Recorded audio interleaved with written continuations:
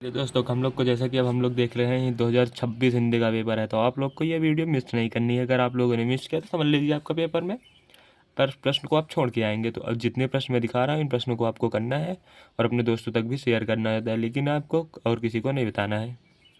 Code आप लोग देख लीजिए 801 HB। हम लोग कोड 801 HB को कर रहे हैं। हम लोग की मुद्रा पृष्ठ कितनी होती है? 8 होती है। यहाँ पर 901। आप लोग इन सारी चीज़ों को देखते चलिए। यहाँ पर आपको क्या करना है, आपका अपना अनुक्रमांक भरना है, जो भी रोल नंबर होता है आप लोग का, यहाँ पर आपका नाम लिखना होता है। चलिए हम लोग देखते हैं कि यहाँ पर क्या लिखा रहता है कि समय का आप लोग को प्रारंभ में 15 मिनट विद्यार्थियों को पढ़ने के लिए मिलता है। ये सारी चीज़ें आप लोग तो पढ़ चुके होंगे।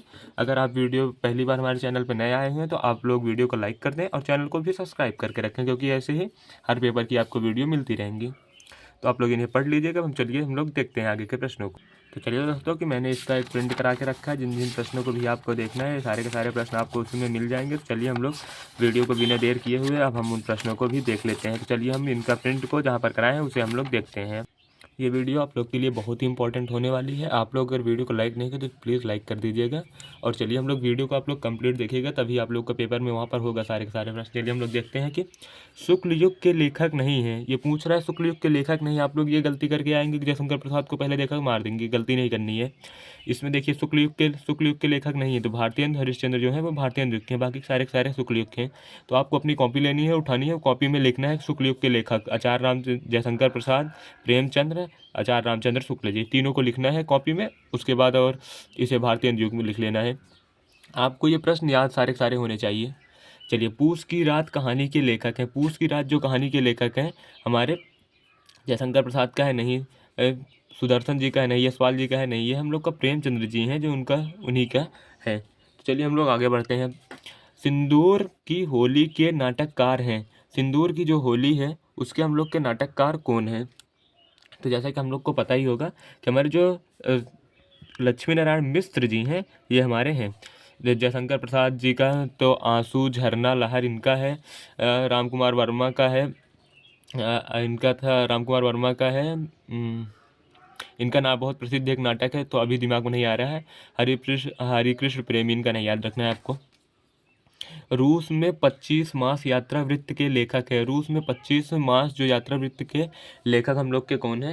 तो यार रूस में जो 25 है हम लोग का, उसके लेखक राहुल संकृत्यान जी हैं। तो आप लोग को इन प्रश्नों को सारे के सारे को पढ़ना। माटी हो गई सोना संस्करण के लेखक है। माटी हो गई सोना के हम लोग के लेखक कौन है? तो माटी हो गई सोना के लेखक कन्हैया लाल मिश्र प्रभाकर है। आपका पहला ऑप्शन हो जाएगा राइट। चलिए, रीत काल को अलंकृत काल किस विद्वान ने कहा था? तो रीत काल जो है हम लोग को उसका अलंकृत काल किस विद्वान ने कहा था? जो मिश्र बंधु हैं इन्होंने कहा था। निम्नलिखित में से कौन सी कृति रीतकालीन कवि देव की नहीं है?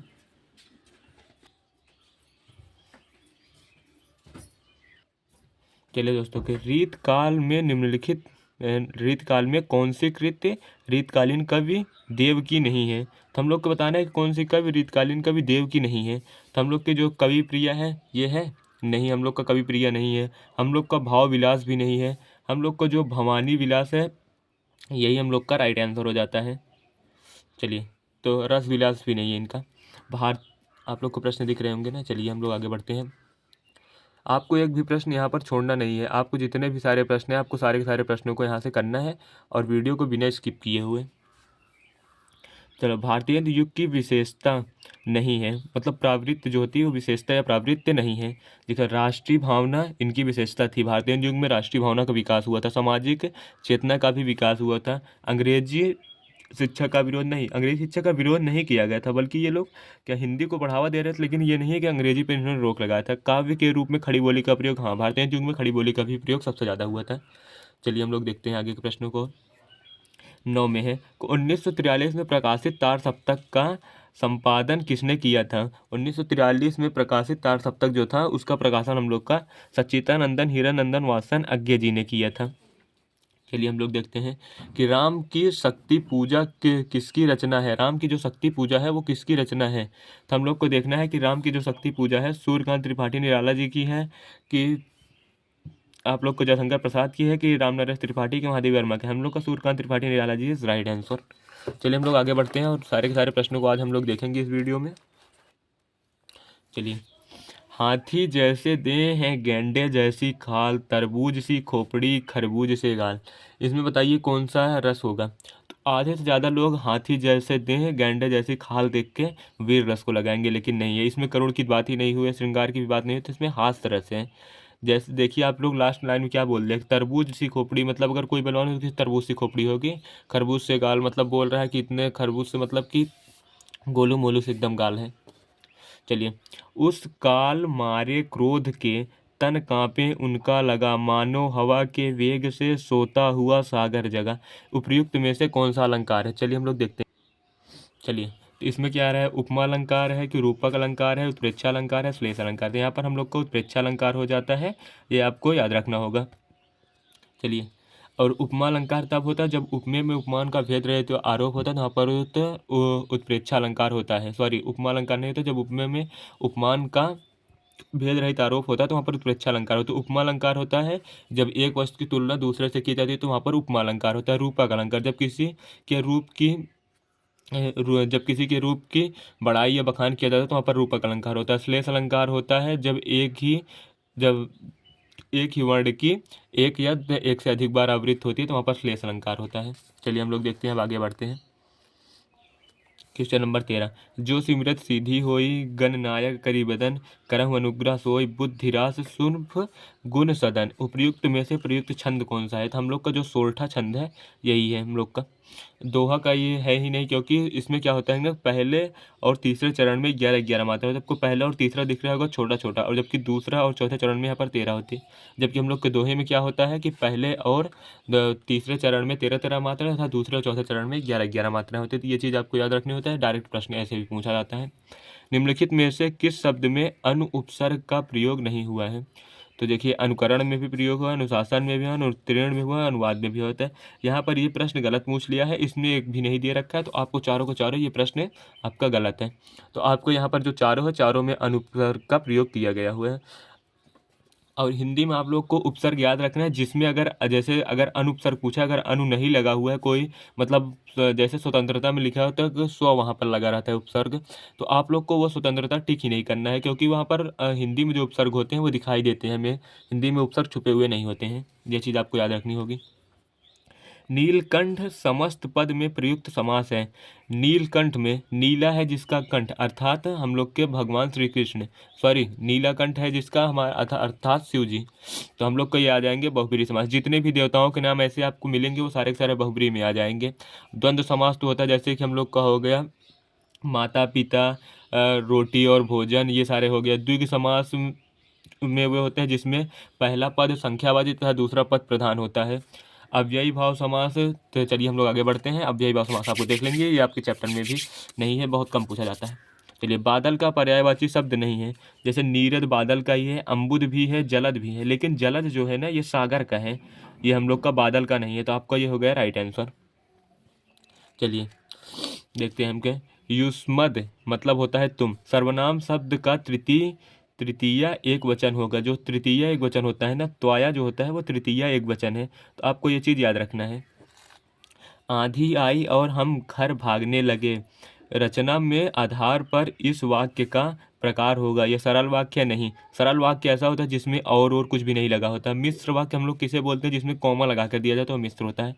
संयुक्त वाक्य है जिसमें और लगा हो, तथा लगा हो, पर लगा हो, ये सॉरी पर नहीं, तथा और लगा जिसमें होता है वो हम लोग का संयुक्त वाक्य होता है। चलिए हम लोग आगे बढ़ते हैं।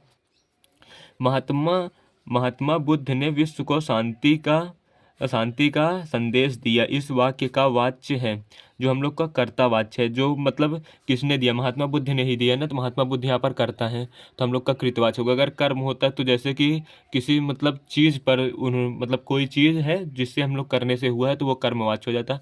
भाववाच्य, अगर वो किसी भाव की व्यक्ति हो रहा है उस सेंटेंस से तो भाववाच्य हो जाता है। चलिए हम लोग आगे बढ़ते हैं कि वह अचानक चला गया वाक्य में प्रयुक्त अचानक शब्द का व्याकरण परिचय है। वह अचानक हम लोग का क्या है जानते हैं, क्रिया विशेषण है। देखिए, वह तो हम लोग का हो गया है, संज्ञा है। चला गया हम लोग का क्रिया है, और क्रिया से पहले जो क्या बता रहे हैं, अचानक चला गया, ये क्रिया की विशेषता बता रहे हैं, यहाँ पर क्रिया विशेषण हो जाता है। ये चीज़ आपको याद रखनी होती है। चलिए हम लोग आगे बढ़ते हैं और हम प्रश्नों को देखते हैं। और चलिए हम लोग देखते हैं कि निम्नलिखित में से किसी एक गद्यांश पर आधारित सभी प्रश्नों के उत्तर दीजिए। आप लोग को यहाँ पर लिखना है, कुसंग का ज्वर सबसे भयानक होता है। यह केवल नीति और सद्वृत्ति का ही नाश नहीं करता बल्कि बुद्धि का भी क्षय करता है। तो यहाँ पर हम लोग को क्या करना है कि ये जो है हम लोग को सबसे पहले देखिए उपयुक्त गद्यांश का संदर्भ लिखिए। तो आप लोग को संदर्भ में क्या लिखना है, जैसे कि आप लोग को पाठ का नाम और कवि का नाम दोनों का लिखना होता है। बहुत कम होता है जो गद्यांश में आपको संदर्भ पूछा जाता है, गद्यांश को संदर्भ पूछा जाता है। संदर्भ में आप लोग को लिखना है कि चलिए हम लोग एक बार लिख ले। चलिए तो हम लोग को यहाँ पर लिखा है संदर्भ में हम लोग कैसे लिखना होता है। तो प्रस्तुत गद्यांश हमारी पाठ्य पुस्तक हिंदी गद्यांश, आप लोग अगर गद्यांश लिखते हैं यहाँ पर हिंदी गद्यांश लिखे, अगर आप लोग पद्यांश लिखे हिंदी पद्यांश लिख के हम लोग को जैसा कि ये लिया गया है मित्रता नामक पाठ से लिया गया है। इसके लेखक कौन है, चार रामचंद्र शुक्ल जी इसके लेखक है। तो आप लोग को ये चीज़ें ऐसे लिख के थोड़ा सा अंडरलाइन कर देना है, क्योंकि जो प्रश्न जो कॉपी जचने वाला वो देखेगा तो आपको पता चल जाएगा, वो तुरंत आपको नंबर देगा। वो पाठ का नाम ऐसे देखा, एक नंबर यहाँ पर, एक नंबर यहाँ पर, 2 नंबर आपके कन्फर्म। चलिए हम लोग आगे चलिए हम लोग अब देख रहे हैं कि हम लोग को गद्यांश के रेखांकित अंश की हम लोग को व्याख्या करने हैं। तो हम लोग को चलिए रेखांकित अंश की हम लोग व्याख्या नहीं, हम संपूर्ण को बता देते हैं। आप लोग रेखांकित अंश जो दे रहे हैं उसका करना है।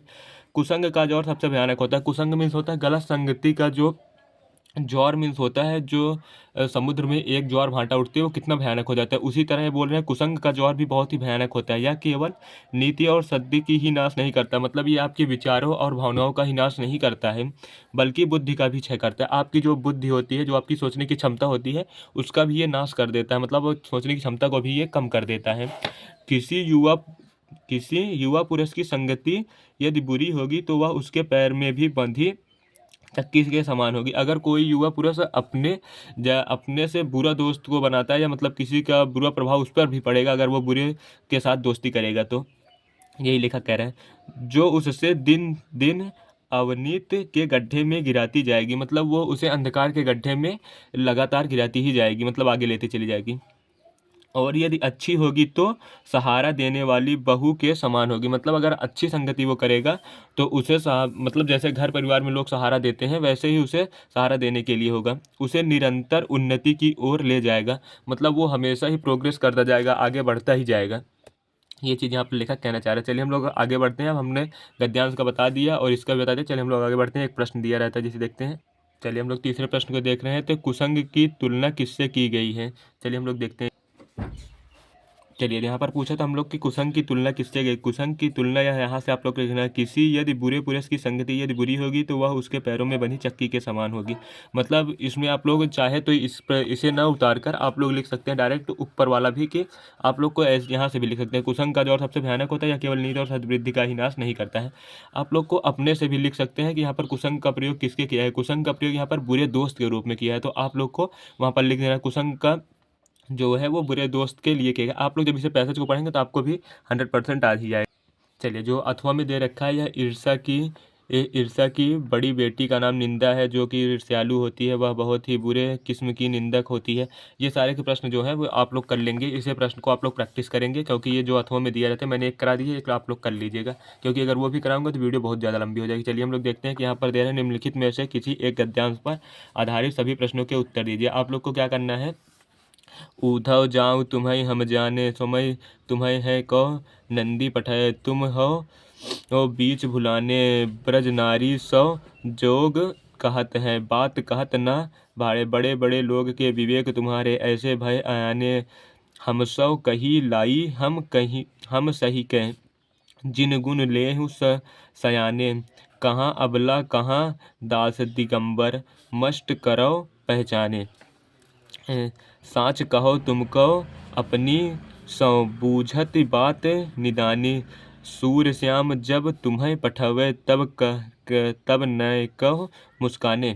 चलिए हम लोग देखते हैं कि हम लोग को क्या बताना, उपयुक्त गद्यांश का पद्यांश का संदर्भ लिखना है। जैसे कि मैंने इसके पहले आप लोग को संदर्भ बताया था कि क्या करना है, वहाँ पर जहाँ पर हिंदी गद्यांश है वहाँ पर पद्यांश कर देना है, और लेखक की जगह पर आपको कवि लिख देना है और उनका नाम लिख देना है। चलिए हम लोग देखते हैं। अब हम लोग का संदर्भ तो हो गया, आप लोग कैसे लिखना है। अब आप लोग को पद्यांश के रेखांकित अंश की व्याख्या करनी है। जैसे हम सब कहीं लाई हम सही, मतलब कह रही हैं कि यहाँ पर राधा और कृष्ण के जो बातें हो रही हैं उसके मतलब भाव को यहाँ पर दर्शाया गया है कि देखा, हम सब कहाँ लाई हम सहिए, जीव गुनह ले हो सयाने, मतलब वो कह रहे हैं कि जैसे ही हम हम सब कुछ सह लेते हैं, जीव गुण ले ही सयाने।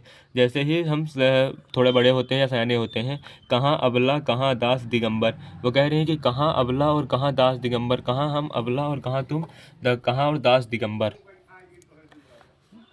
मस्ट करम पहचाने, हम इसकी कैसे पहचान कर सकते हैं। आप लोग को यहाँ पर कुछ भी नहीं करना हो, तो थोड़ा बहुत भी जो ऊपर लाइन है नीचे लाइन है इसको इधर उधर करके आप लोग लिख देंगे। एक आख नंबर काटेगा, वरना आपको पूरा नंबर दे देगा। तो इस समय आप लोग को कैसे पेपर करना है मैं ये चीज़ बता रहा हूँ। चलिए, यहाँ पर ब्रज नारियों सौ जोगत हैं, बात कहत न लजाने। ये क्या तात्पर्य देता है कि मतलब वो कह रही हैं कि ये बात कहते हुए तुम्हें लज्जा नहीं आई श्याम। तो यहाँ पर यही कह रही हैं कि आपको तुमसे राधा का दुख नहीं देखा जा रहा है।